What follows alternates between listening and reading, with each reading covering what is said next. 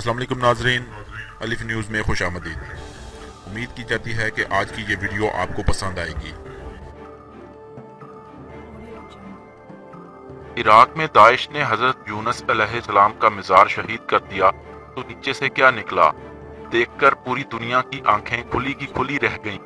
जब शिद्दत पसंद तंजीम दाइश ने 2014 में इराक के शहर मूसल पर कब्जा किया तो वहां मौजूद हजरत यूनुस अलैहिस्सलाम का मज़ार भी बम धमाकों से शहीद कर दिया।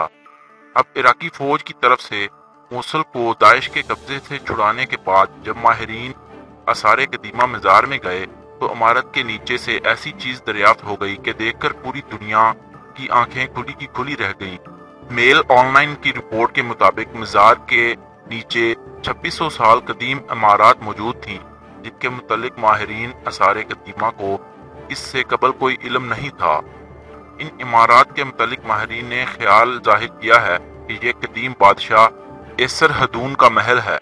रिपोर्ट के मुताबिक मज़ार के नीचे महल के अलावा कई सुरंगें भी मौजूद हैं, जिनसे संगे मरमर से बनी कई अशिया बरामद हुई हैं, जिनमें कई तख्तियां भी शामिल हैं। इन तख्तियों पर मुख्तलिफ इबारात तहरीर हैं। इनमें से एक पर एसर हदून को दुनिया का बादशाह कहा गया है, जबकि बाकी तख्तियों पर लिखी तहरीर से उसके खानदान की तारीख का पता चलता है।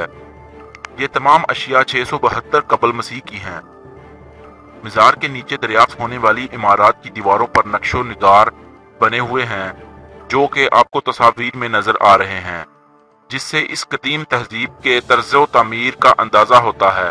वाज़ह रहे कि ये मज़ार इब्तदाई तौर पर 1852 में दरियाफ्त हुआ था, जब मूसल के गवर्नर ने खुदाई करवाई थी। इसके बाद 1950 में इराकी महकमा आसारे कदीमा ने इस पर तहकीक शुरू की, ताहम वो आज तक इन ज़ेर ज़मीन इमारत और सुरंगों तक नहीं पहुंच सका।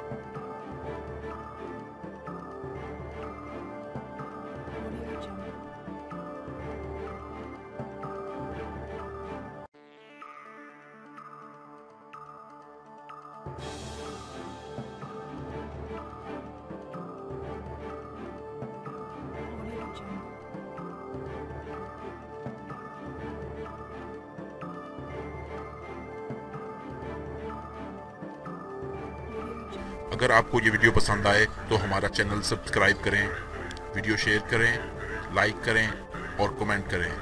शुक्रिया।